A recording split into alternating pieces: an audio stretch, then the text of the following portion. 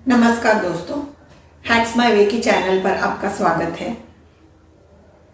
गर्भावस्था में घर पर देखभाल या प्रेगनेंसी केयर एट होम, इस विषय पर यह हमारा तीसरा वीडियो है। इसमें हम 6 महीने से लेकर प्रसूति तक की बातें करेंगे। इस वीडियो का उद्देश्य इतना ही है कि कोरोना महामारी से उत्पन्न हुई गर्भावस्था के लिए दुविधाओं का कुछ हद तक निवारण हो जाए। यह डॉक्टरी सलाह या नियमित जांच का विकल्प नहीं है।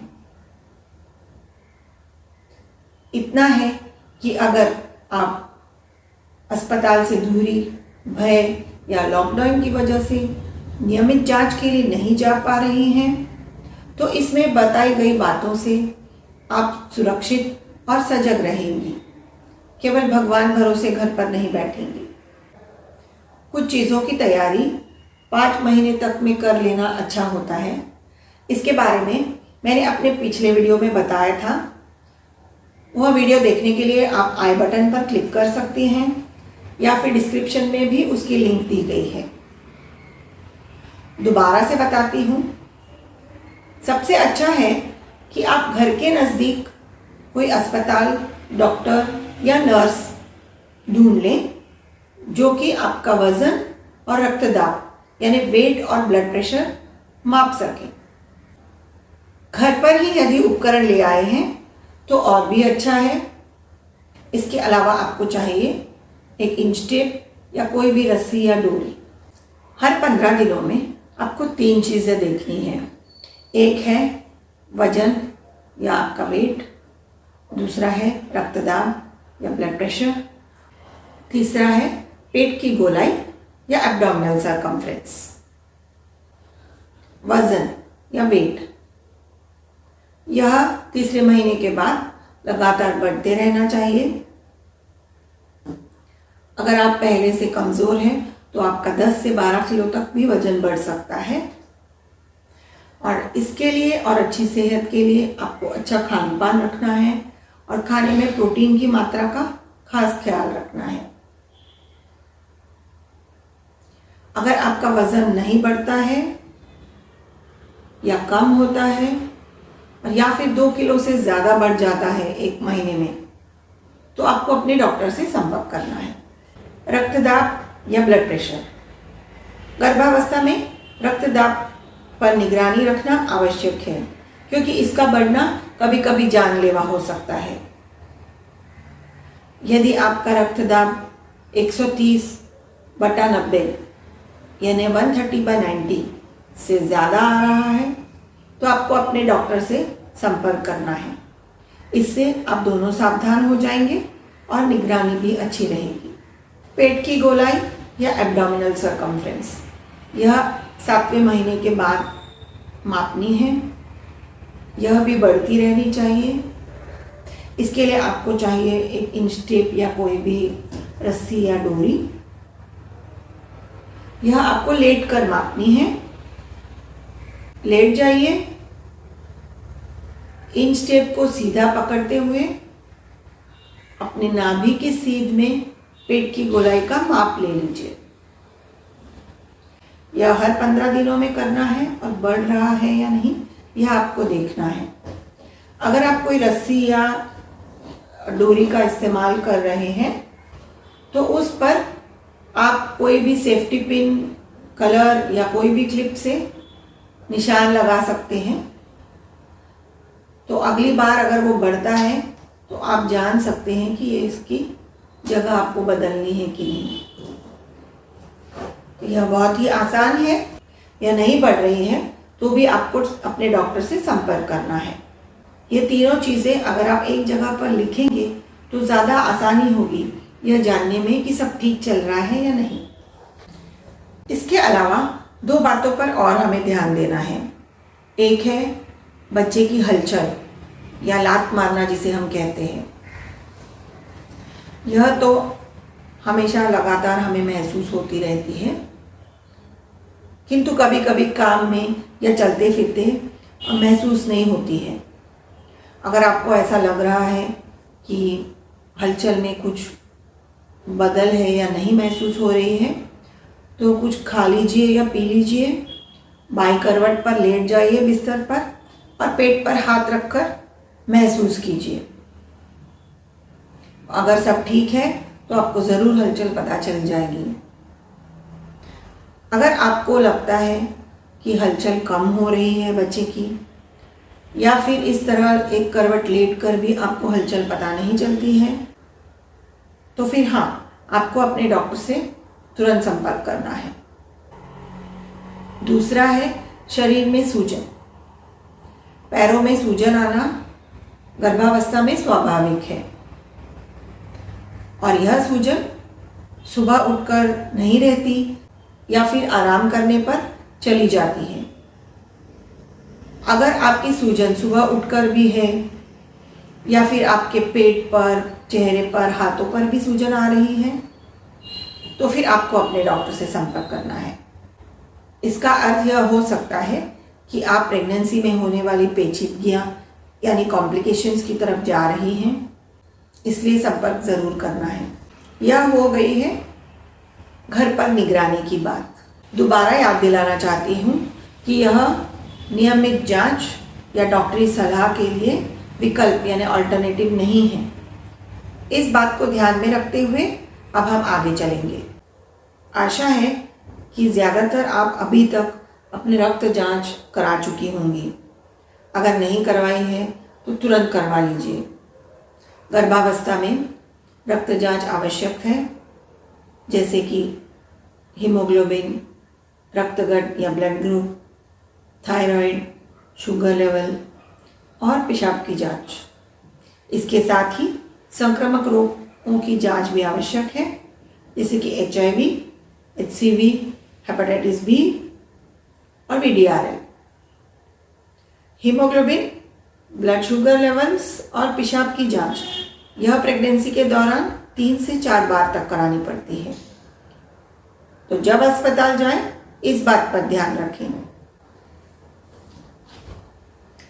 टीकाकरण पर जाएं तो टेटनस टॉक्साइड यानी TT के 2 इंजेक्शन 1 से 1.5 महीने के अंतर पर लेना आवश्यक है। अब भारत सरकार ने TT के बदले इंजेक्शन TD लेने की संस्तुति दी है, यानी रिकमेंडेशन किया है, तो इन्हें लेना ना भूलें। हम सब जानते हैं कि गर्भावस्था एक प्राकृतिक शारीरिक स्थिति यानी कि फिजियोलॉजिकल कंडीशन है, परंतु आपकी कंडीशन या आपकी स्थिति के अनुसार डॉक्टर आपको कुछ दवाइयाँ लेने की सलाह देते हैं। 2 दवाइयों का सेवन प्रेगनेंसी में या गर्भावस्था में बहुत ज़रूरी है। वो है आयरन की गोलियां और कैल्शियम की गोलियां। गर्भावस्था में और उसके बाद भी आपके शरीर को स्वस्थ रखने के लिए ये दोनों तत्व आवश्यक हैं और इनकी ज़रूरत बढ़ जाती है। और दूसरी बात है, बच्चे के अंदर उसकी हड्डियों की मजबूती, उसके दांतों की मजबूती और आयरन के स्टोर्स, ये प्रेगनेंसी के दौरान ही सबसे अच्छी तरह बनते हैं। इन दोनों कारणोंवश आपको ये दोनों गोलियां नियमित रूप से ज़रूर लेनी है। एक और बात है, इनको एक साथ नहीं खाना है, अलग अलग समय पर खाइए। यदि आप नौकरी करती हैं तो काम पर आप जा सकती हैं, परंतु अगर आपके डॉक्टर ने आपको बेड रेस्ट या घर पर रहने की सलाह दी है तो फिर आपको वह माननी पड़ेगी। घर पर बहुत वजन उठाने वाले या पेट पर जोर पड़ने वाले काम आपको नहीं करने हैं। कई लोग एकल परिवार यानी कि न्यूक्लियर फैमिली में रहते हैं, तो भी आपको घबराने की ज़रूरत नहीं है। छोटे छोटे बदलाव करने हैं, जैसे 15-20 मिनट जल्दी तैयार हो जाइए, थोड़ा आराम करके काम पर निकलिए। काम से लौटने के बाद पहले 15-20 मिनट आराम कीजिए, उसके बाद अपनी बाकी जिम्मेदारियां संभालें। अगर आपको मदद की ज़रूरत है तो मांगे घर वालों से। जो काम बैठकर हो सकते हैं उन्हें बैठकर कीजिए। इस तरह आपको यह समय बोझ नहीं लगेगा। ढीले कपड़े पहनिए पर स्तन यानी कि ब्रेस्ट सपोर्ट आपको ज़रूर रखना है। 2 व्हीलर चलाने की मनाही है क्योंकि इस पर अपघात बहुत होते हैं। शराब और तंबाकू का सेवन बंद करना है, यानी कि stop alcohol and tobacco in any form. कोई भी अन्य दवाई लेने के पहले डॉक्टर से सलाह ज़रूर करनी है। हल्के व्यायाम जारी रखने हैं, जो कि मैं अपने एक पिछले वीडियो में बता चुकी हूँ, एक्सरसाइज इन प्रेगनेंसी। स्क्रीन पर आ रहे आई बटन को क्लिक कर आप इस वीडियो को देख सकती हैं, या फिर इसकी लिंक डिस्क्रिप्शन में भी दी गई है। और हाँ, कोरोना महामारी का असर 2021 में भी चालू रह सकता है, इसीलिए कुछ बातों का ध्यान हमें रखना ही है। एक है कि मास्क पहनना है और घर पर भी मास्क पहनकर ब्रीदिंग की प्रैक्टिस करनी है, सांस लेने की प्रैक्टिस करनी है। भीड़ भाड़ की जगहों पर नहीं जाना है। घर पर सफाई और हाथ धोने की प्रक्रिया को जारी रखना है।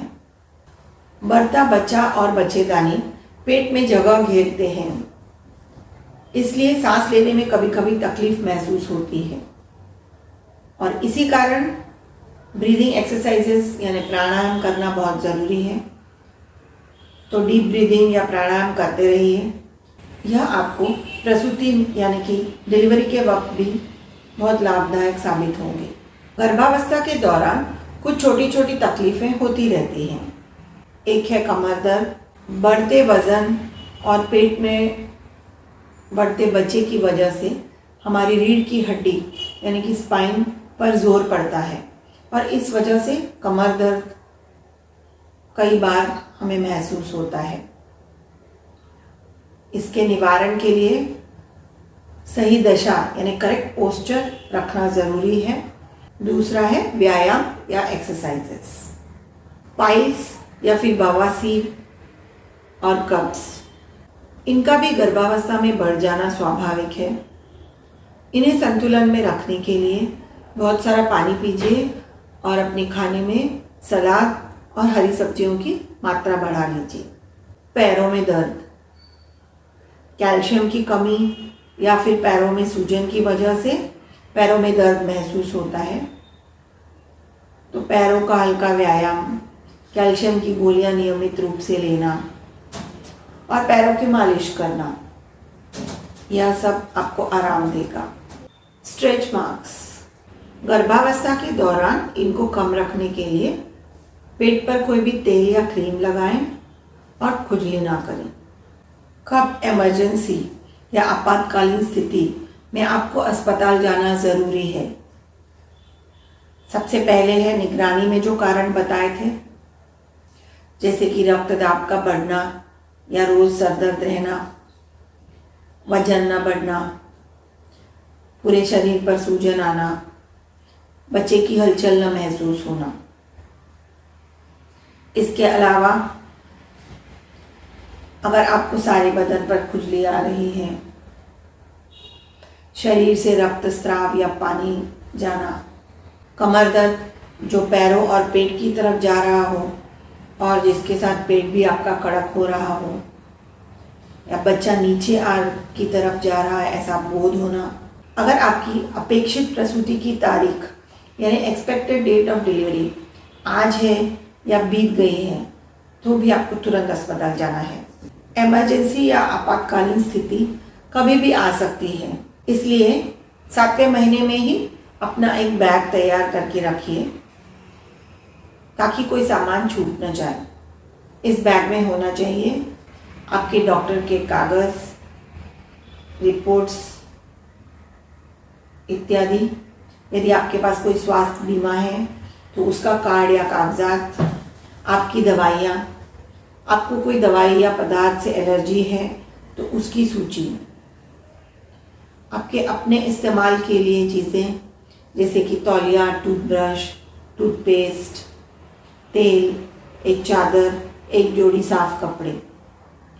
बच्चे के लिए कपड़े या चादर तो अस्पताल में मिल जाते हैं। एक बार गर्भवती हो गई हैं तो फिर डिलीवरी यानी प्रसूति तो होनी ही है, तो उससे घबराइए मत। और हाँ, प्रसूति आपकी नॉर्मल होगी या शस्त्रक्रिया यानी सिजेरियन से होगी, यह तो आपका डॉक्टर ही आपको बेहतर बता सकता है। परंतु उद्देश्य डॉक्टर का यही रहता है कि माँ और बच्चा दोनों सुरक्षित रहें, डिलीवरी किसी भी प्रकार हो। यदि आप प्रसव पीड़ा या प्रसूति के वक्त दर्द से घबरा रहे हैं तो फिर दर्द रहित प्रसूति यानी पेनलेस लेबर के बारे में अपने डॉक्टर से गर्भावस्था के दौरान ही बात कर लें। और हाँ, स्तनपान यानी ब्रेस्ट फीडिंग पर भी गर्भावस्था के दौरान जानकारी लेते रहें, जिससे आपको डिलीवरी के बाद आसानी रहेगी। कैसे पता चलेगा कि प्रसव का वक्त आ गया है या प्रसूति का वक्त आ गया है? एक तो आपकी अपेक्षित तारीख नज़दीक होगी, दूसरा कमर से पैरों और पेट पर दर्द जा रहा होगा जो कि बार बार आता होगा और उसकी तीव्रता भी बढ़ती जाएगी। कभी कभी दर्द न आके केवल रक्तस्राव या पानी जाना शुरू हो जाता है। ऐसी स्थिति में भी आपको अस्पताल तुरंत जाना है। इस वीडियो में मिले अवसर का लाभ उठाते हुए मैं गर्भवती महिला के घर वालों से निवेदन करना चाहती हूँ कि आखिरी के महीनों में गर्भवती स्त्री को अस्पताल में या डॉक्टर के पास जांच के लिए अकेला न भेजें। इससे उसकी स्थिति या कोई परेशानी आपको भी समझ में आएगी और घर पर निगरानी रखने में और देखभाल करने में आसानी रहेगी।